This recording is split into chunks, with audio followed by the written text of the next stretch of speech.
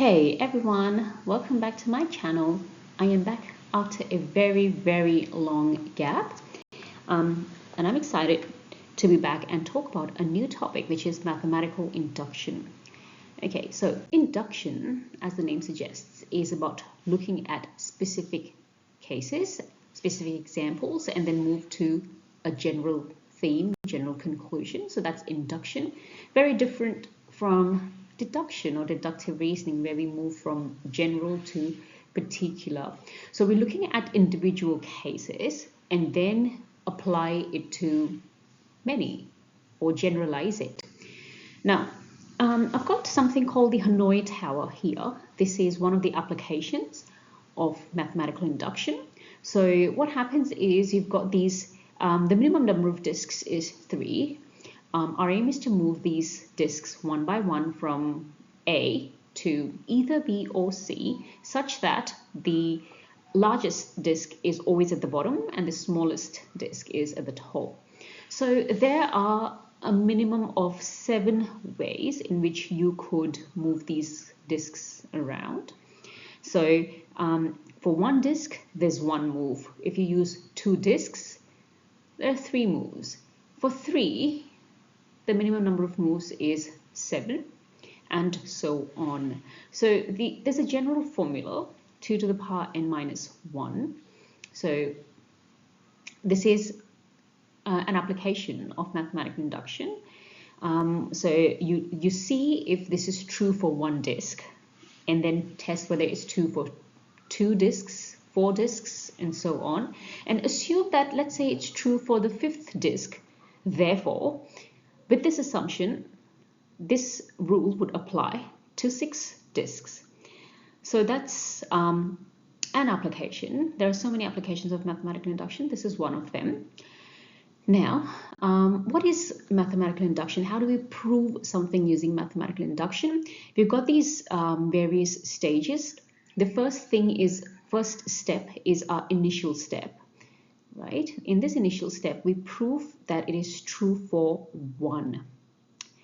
From the initial step, once we arrive at the conclusion that it's true for 1, we move on to the inductive steps, where we start with an assumption that it's true for some random k. It could be the 11th value. So if it's true for the 11th value, we say that it should be true for the 12th value. So that's k plus 1. And then if it turns out to be true for the k plus 1th value, then we can conclude that it's true in general. So these are the various steps. Step 1 being whatever is being required to prove, then the initial step, then the assumption using which we prove that it's true for the k plus 1th value, and then concluding that by the principle of mathematical induction, the given statement holds true. So we have our first example here. In this example, we have this sum of odd numbers. That is like the nth term or general term. Okay, so what we need to do is I'm going to start off by the statement, which is what is required to prove. Required to prove that p of n, which is 1 plus 3 plus all of that, plus 2n minus 1 equals n squared. And I'm going to define what n is for all n belonging to the set of positive integers. Okay, so for n equals 1, our initial step, I'm going to use this value here for our left-hand side value. So if I substitute n equals 1, I get 1. Now, the right-hand side is n squared. So that's our right-hand side value. If I substitute n equals 1, I get 1 again. So we can say that the left-hand side equals to the right-hand side. Therefore, p of 1 is true. That is, this statement is true when n is 1. Now we move on to the inductive step, where we start with the assumption. Like, assume that p of k. So at this time, we're going to replace the given letter n by k. It's not necessary to replace it all the time, but it's better to avoid confusion. So some p of k k, which is 1 plus 3 plus 5 plus 7, all of it, 2k minus 1 equals k squared. So assume that this statement is true. And now I'm going to define what k is for all k belonging to the set of positive integers. Based on this assumption, I am going to prove that for n equals k plus 1, the statement is true. So prove true for n equals k plus 1. So p of k plus 1, what is p of k plus 1? It's 1 plus 3 plus 5 plus 7, all of that, plus 2k minus 1, which is the previous term, plus 2k plus 1 minus 1. So I've replaced the k by k plus 1 equals k, instead of k squared, I've got k plus 1 the whole square. If I simplify that, I would get something like, that is 2k plus, that's going to be 2k plus 1. So that's our last term, equals k plus 1 the whole square. So now I need to get rid of this part.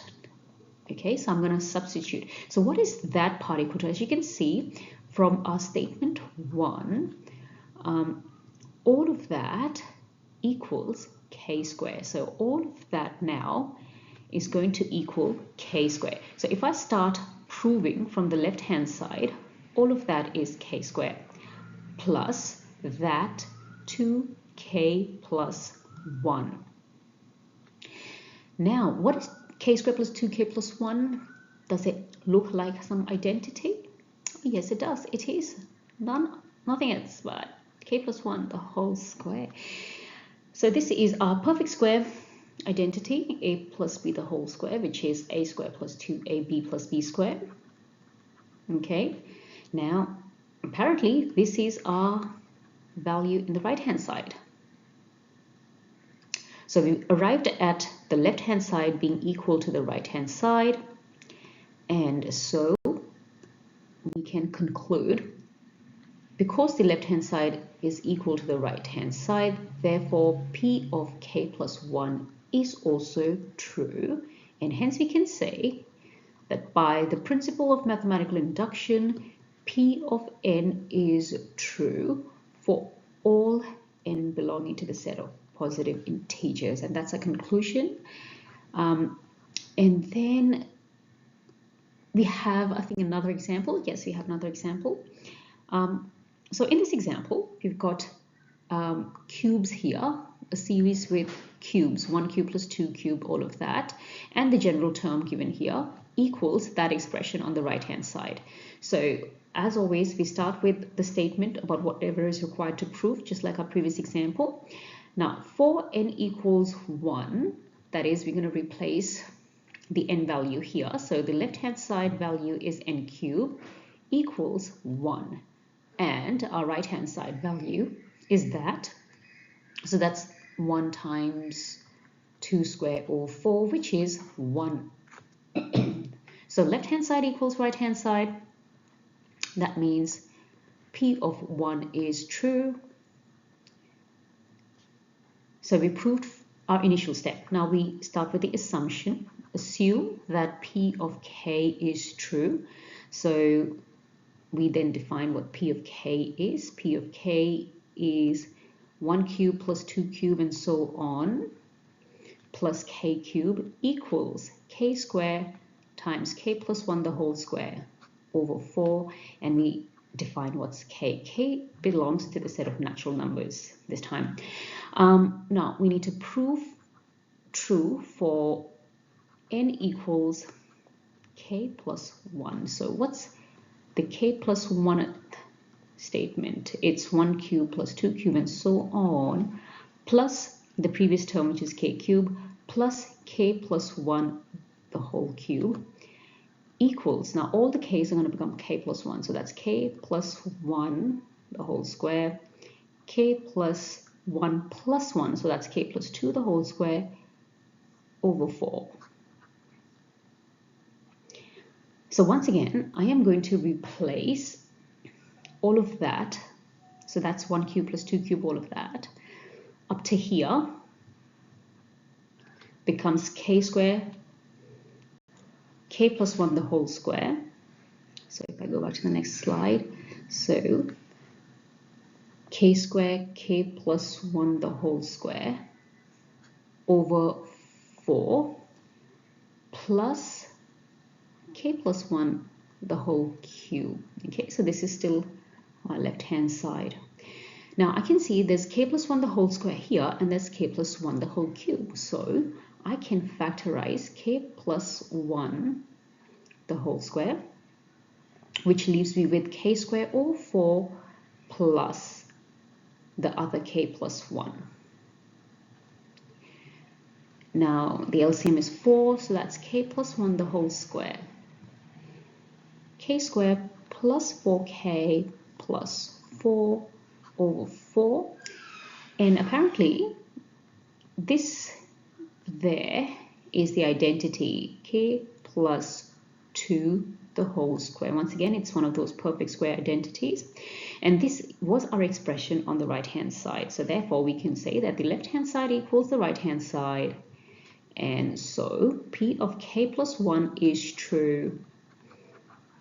And then we can conclude by the principle of mathematical induction, P of n is true for all n belonging to the set of natural numbers. Okay, people, that's it from me. I hope you learned something about proofs by induction. It's a very interesting concept, and it's a very important concept. So, well, that's it from me. Thank you very much for my subscribers. Thank you for supporting my channel. See you soon next time. Thank you. Bye-bye.